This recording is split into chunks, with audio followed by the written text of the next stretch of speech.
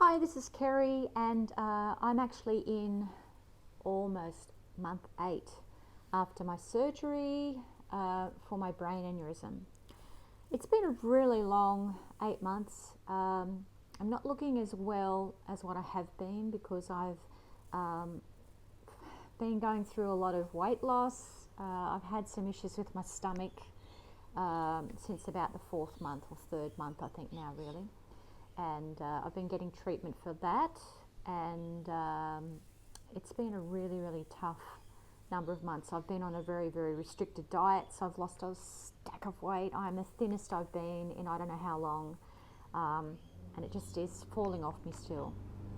I had to go into testing last week for epilepsy because they felt that there's a chance that I could have had epilepsy. So I was actually in the Mater Hospital in Brisbane for 5 days, where I had complete restricted bed movement.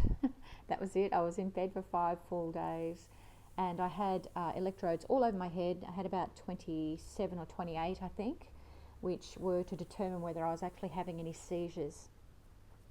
I didn't actually have, and what I mean by seizures is that I've been having these like zigzag visual things to my left eye, and it's kind of like a zigzag, and it's a pixelation that I see. The first one I saw was pre-surgery, and I've had about 3 others since. So I haven't had many, but they're there. They're a lot lighter than they were in the first instance. I'm not seeing the colours anymore, and I'm not seeing a really dark zigzag. So it's kind of see-through now. It doesn't really bother me. I'm very aware of them when it happens, but it's something that's not normal, I think. So they decided they would test me for epilepsy. During the stay there, I didn't really have any major episodes or anything like that. So, but I did have what they call 2 spikes. Now, when you get 1 spike, they don't worry about it. But even just having 2 spikes, that means that it's possible. I don't have it. I don't have epilepsy right now, which is a great thing, but I may get it at a later point. So they're actually treating me. I'm on so many drugs at the moment, and that's why I think I'm looking so tired, because they're really draining me and they're really dehydrating me quite a lot. I just don't have any get up and go, it's gone, completely gone. So right now they're treating me with this. It's probably back the front, but this is logum, and it's I can't remember what it's called. Lamatriptine. It's an anti-seizure drug. Now I've got to take the first week I was on, just on a week now. I was to take 125 milligram every day. So that's a very low dose. So, but over these next 4 weeks, these next 3 weeks to go, I've got to up them. So today I actually start on 50 milligrams this morning. I'm a little bit nervous about it because I know these drugs can do all sorts of bad things as well. And even though they stop one thing, they create other problems. So yeah, again, no wonder I'm looking like crap at the moment. I feel exhausted. My throat's dried out, and again, these drugs can do that. I don't like that because I'm a singer. I can still sing, but it's sore, it's croaky all the time, so it's a bit of a problem. So from there, they've now diagnosed me also with a thing called functional neurological disorder, and I'm yet to really accept this diagnosis though. I don't really think I've got it. But I'm leaving my judgment on it open. I've got to go with this because right now I'm in the neurological loop. I can't get off this roller coaster that I'm on right now.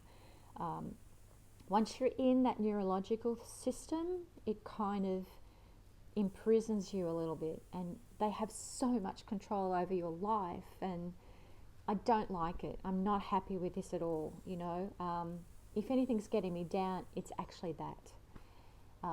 Because I was just starting to feel like I was going to get back into my life, and I am going to get back into life. I'm going to go back to my singing, and I'm going to do as much as I can with all things that I do in this world, because I think I'm ready, But at the same time, having these things happen now, it's kind of given me a little bit of depression and pulled me back a bit.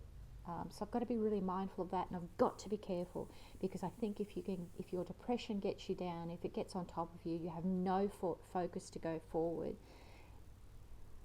it can knock you right on your bum.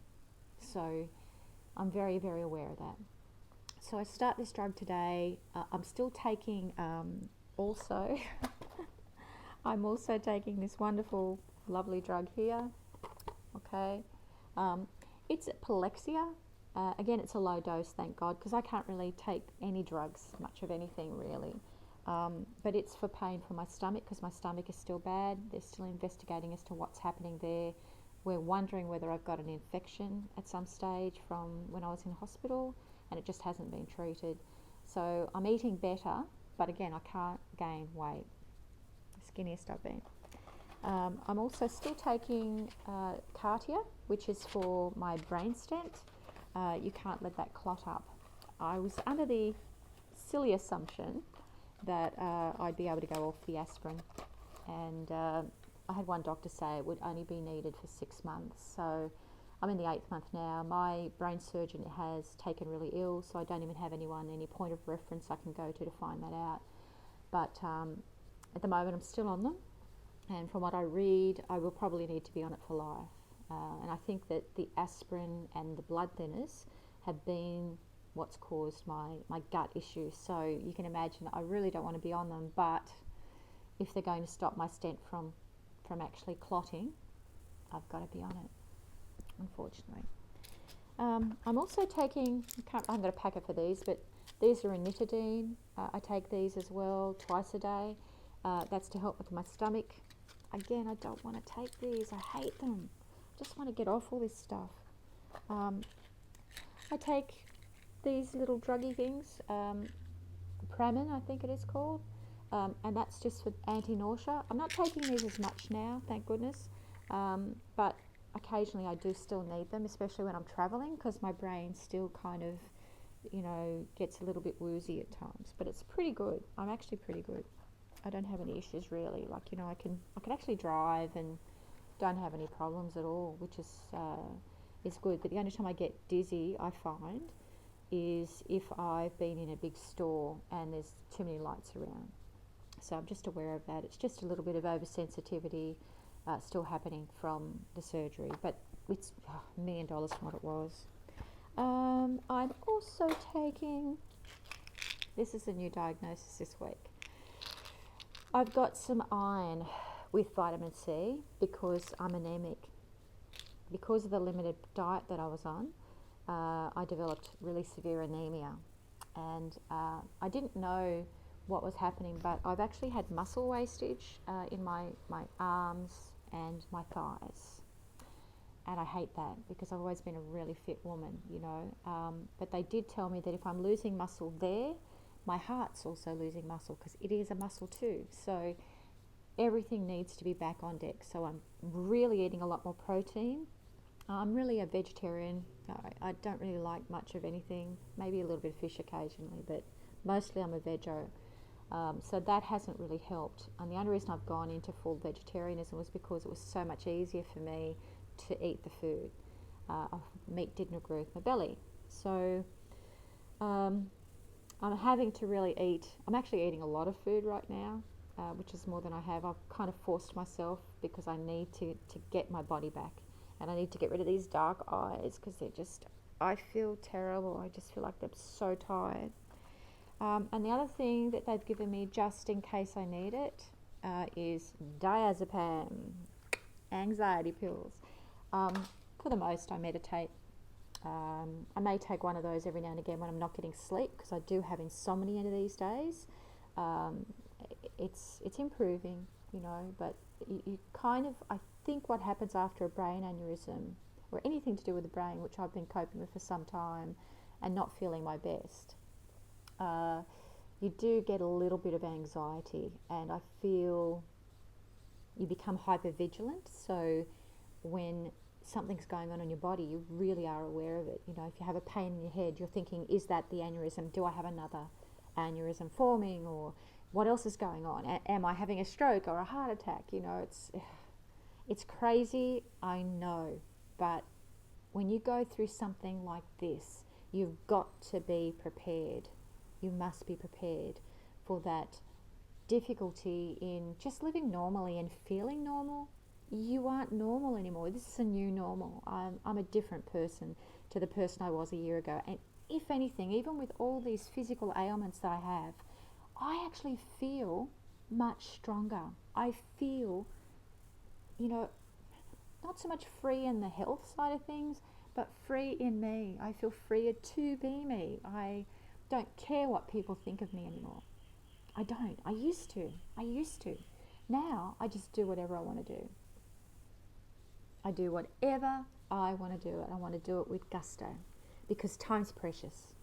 When you hit something like this in your life, time is precious. So you've got to live it. You've got to live it to the best that you can. And I'm going to get through this.